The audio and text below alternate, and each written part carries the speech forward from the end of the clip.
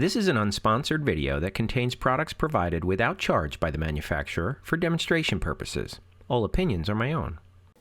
In today's video, I'm going to show you how to install the Emporia Vue Smart Home Energy Monitor. This goes installed inside your panel, and it allows you to use an app on your phone to measure all the electricity usage on all your circuits throughout your house. This one has 16 sensors. It comes with either 8 or 16 or just the two big ones. But I'm going to get into it a little bit more in another video on how it works and everything about that. But for this one, I'm just going to show how it's installed. So this is the unit itself. Like I said, it has 16 places to plug in the sensors, and along with 3 big ones that go for your mains. There's a place for the antenna, and then there's a place for power. This is the wiring harness that connects to the bottom. This is what the sensors look like for the mains. These are the big ones. And one of the most important things to realize is the direction of the current flow. When you put these on, you have to be mindful of the direction. And so you can see here, I'm going to get a marker and darken that a little bit. All right, here you can see it says K arrow L, K pointing to L. So the L is always the load. All right, K is the source, which would be coming from like your electric pole, and then the L goes towards your main breaker. Now this is the antenna. The antenna has to be installed outside of your circuit box.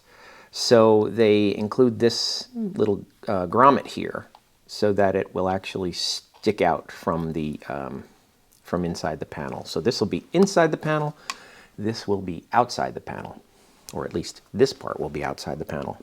And this is what the circuit sensors are like. They're smaller versions of the big one. Basically same technology.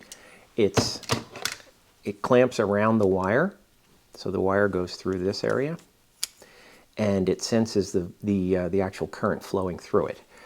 And in the same way, there's a K and an arrow and an L. I darkened it here. So the L goes towards the load. So in other words, the K is the circuit breaker side, the L is the line going towards the outlet or to the lights or whatever the circuit is. All right, before we get started, the first thing we're going to do is turn off all the power in the house.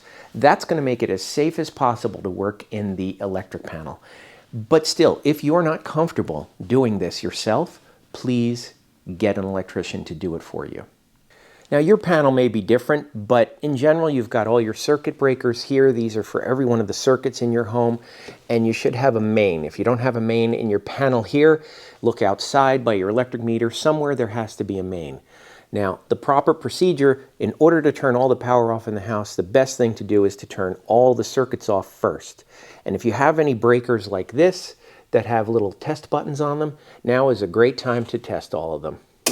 And they should all pop.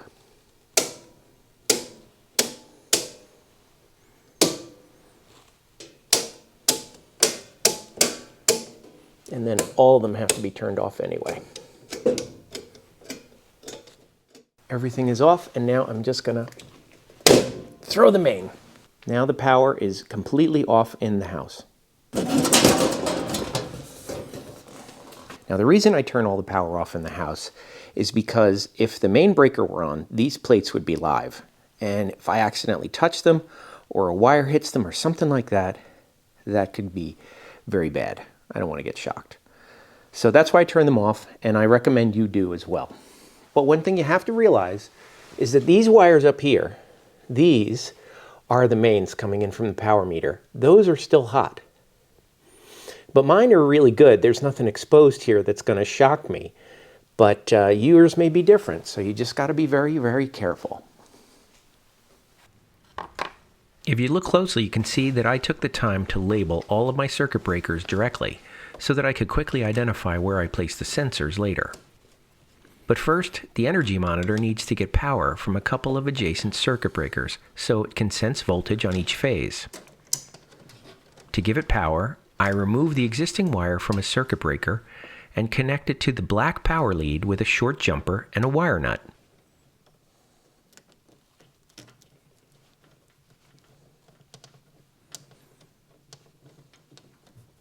This connection is called a pigtail. The other end of the jumper goes back under the screw on that circuit breaker.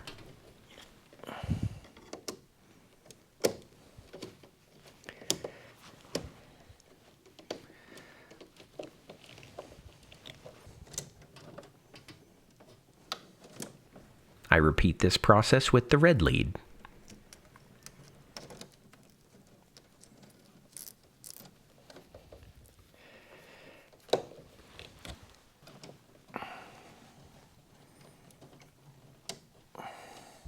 The blue wire is only used if you have 3 mains.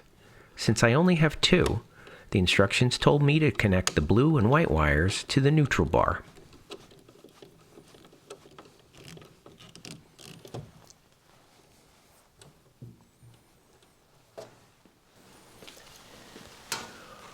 All right, putting these on, you can see my little arrow here goes in that direction because that's the direction to the panel. And that's going to sit right like that.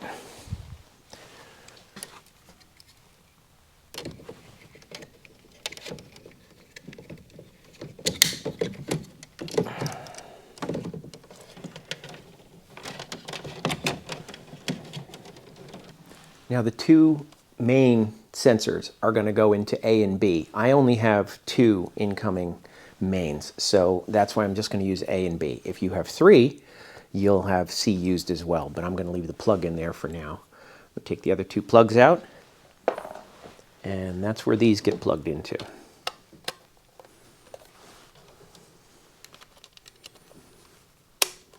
Like that. And the power comes in from the bottom. And then I'm going to put all the sensors in the sides. All right, here I have the first 8 sensors, and mine's gonna work out pretty well that I think I'm gonna have them split 8 and 8. Going through, I can't cover all of the circuits, but what I'm doing is I'm gonna put it on the ones that I think are the most important to measure, the ones that I wanna know how much they're actually using. So don't forget, I did mark on here the arrow, and the L goes towards the line. So let's take, for example, this first one right here.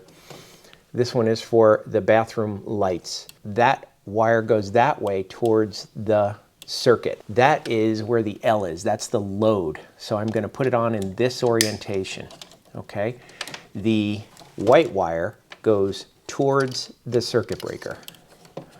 So that's all you have to worry about in that situation, is the white wire goes towards the circuit breaker and will always be good. I put sensors on the circuits from all of my high power appliances, like the furnace, air conditioning, oven, microwave, dishwasher, and refrigerators. Naturally, I put a sensor on the line going to my Tesla charger so that I can track how much it costs to drive the car. I put the rest on outlet circuits to help me identify items that might be wasting electricity. I'll cover that more in my next video. Well, I know it looks like I'm doing an EKG on my house with all these sensor wires all over the place. It is ugly. I will clean it up, and I'll attach them with zip ties and clean it up, make it nice and neat. But I am going to turn the power back on in the house so that I can actually get it hooked up and test it. So to do that, first thing I'm going to do is turn on the main. And then I'm going to turn on each individual circuit one at a time.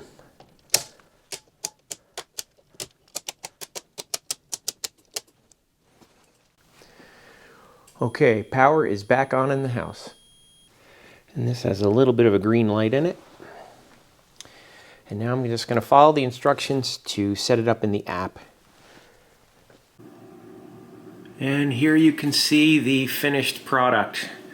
What I did is I actually worked with it for about a week. I tweaked some of the circuits that I wanted them to be on and routed them all up to the top. And I punched out one of the knockouts up there. And because I couldn't bring the antenna in from the top, I punched out a big one and stuck it through from the bottom out to the top. And that's good enough. It'll work fine. So that's it. That's the way it looks. All right, here you can see the cover is back on. No wires sticking out. Everything fits exactly the way it did. So it's a complete installation. Nobody would know that there is an energy monitor in there. And the cool thing about this is nothing is permanent. This can come with me. If I move, I want to take it with me, no problem. Just take everything out and bring it with me. If you are a DIY video creator struggling to find an audience, join HandyDadTV and get instant access to an established audience that will provide more views and income than you're getting on your own. Just go to HandyDadTV/join for more information.